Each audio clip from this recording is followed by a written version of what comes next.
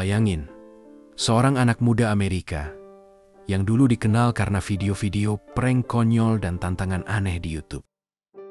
Tiba-tiba berdiri di atas ring tinju profesional, berhadapan dengan mantan juara dunia. Semua orang menertawakannya, menyebutnya badut, YouTuber sok jagoan, bahkan aib bagi dunia tinju. Tapi beberapa tahun kemudian, nama itu justru mendominasi headline olahraga di seluruh dunia. Nama itu Jake Paul. Jake Paul lahir tahun 1997 di Cleveland, Ohio. Awalnya dia bukan siapa-siapa selain adik dari Logan Paul, sesama kreator konten yang juga penuh kontroversi. Kariernya meledak di platform Vine dan YouTube, di mana ia dikenal karena gaya hidup mewah, aksi-aksi gila, dan perilaku yang seringkali dianggap arogan. Namun, di balik semua itu, Jake punya satu hal yang jarang dimiliki banyak influencer, rasa lapar akan perhatian dan ambisi untuk diakui secara serius. Setelah beberapa tahun bergelimang dengan drama internet dan kontroversi publik, Jake memutuskan untuk mengubah jalan hidupnya. Dan arah yang dia pilih mengejutkan semua orang. Tinju. Banyak orang mengira ini cuma aksi promosi atau strategi cari uang baru. Tapi ketika Jake mulai berlatih serius, melawan lawan-lawan sesama YouTuber, lalu naik kelas menghadapi atlet MMA dan mantan petinju profesional, dunia mulai memperhatikan. Namun, perhatian itu datang bersama kebencian. Bagi banyak orang, kebencian terhadap Jake Paul bermula dari satu hal sederhana. Ia bukan datang dari dunia tinju. Jake bukan atlet yang tumbuh dari bawah. Dia bukan anak sasana, bukan jebolan kompetisi amatir. Dia datang dari dunia hiburan dan membawa gaya marketing ala YouTuber ke dalam olahraga yang dianggap suci. Ketika petinju lain berjuang bertahan-tahan meniti karier dari level lokal, Jake melompat langsung ke panggung besar hanya karena popularitasnya. Itu seperti seseorang yang lompat antrean, dan tentu saja para petinju profesional nggak suka itu. Dan Jake nggak berusaha meredam kebencian itu. Sebaliknya, dia memeliharanya. Lewat trash talk, aksi provokatif, dan kata-kata pedas di media sosial, ia justru memperbesar api. Dia menyebut petinju senior penakut, menantang mereka dengan uang ratusan juta dolar, dan memamerkan gaya hidup mewahnya di depan publik.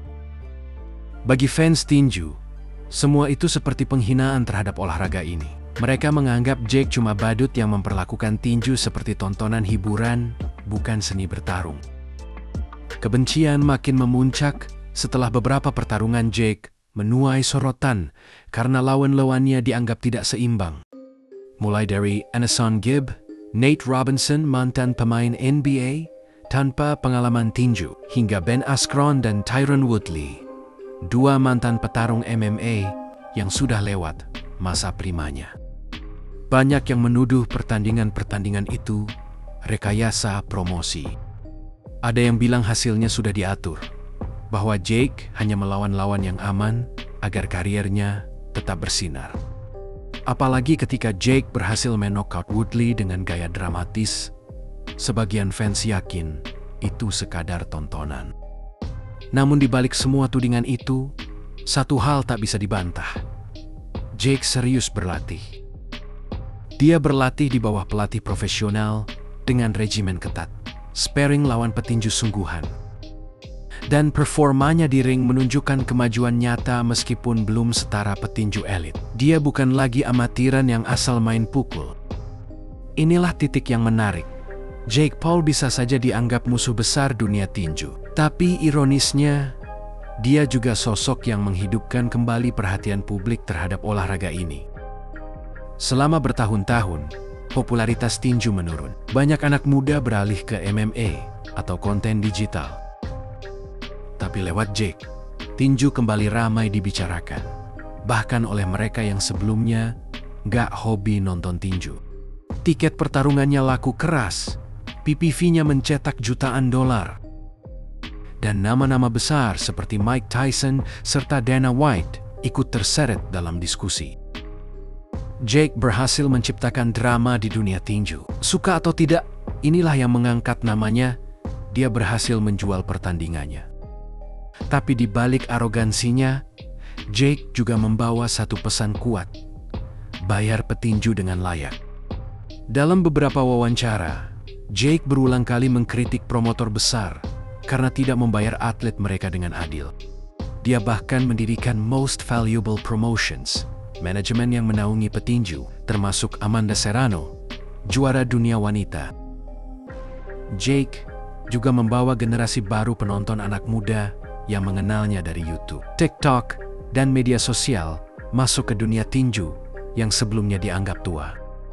Dengan memadukan hiburan, promosi digital, dan marketing modern, dia membuktikan bahwa tinju bisa tetap relevan di era algoritma dan viralitas. Pada akhirnya, Jake Paul bukan cuma sosok yang menimbulkan kontroversi. Dia adalah cermin dari zaman ini, zaman di mana popularitas bisa menjadi tiket menuju panggung besar. Bahkan tanpa jalur tradisional, Jake tidak tumbuh dari keringat sasana kecil atau sistem kejuaraan nasional. Tapi dia tumbuh dari dunia kamera, algoritma, dan sorotan digital. Dan mungkin itu yang paling mengganggu bagi para petinju sejati, karena ia membuktikan bahwa perhatian publik bisa lebih kuat daripada sabuk juara. Namun, di sisi lain, justru karena Jake, dunia kembali berbicara tentang tinju. Anak-anak muda yang tadinya nggak tahu siapa Mike Tyson atau Muhammad Ali, kini mulai antusias dan meramaikan tinju. Apakah Jake Paul seorang pahlawan? Mungkin tidak. Apakah dia musuh tinju? Belum tentu juga. Jake Paul mungkin bukan petinju yang diinginkan dunia tinju. Tapi mungkin dia adalah petinju yang dibutuhkan oleh dunia hiburan. Entah dia berakhir sebagai legenda atau sekadar catatan kaki dalam sejarah. Jake sudah berhasil melakukan satu hal yang luar biasa, membuat dunia berbicara.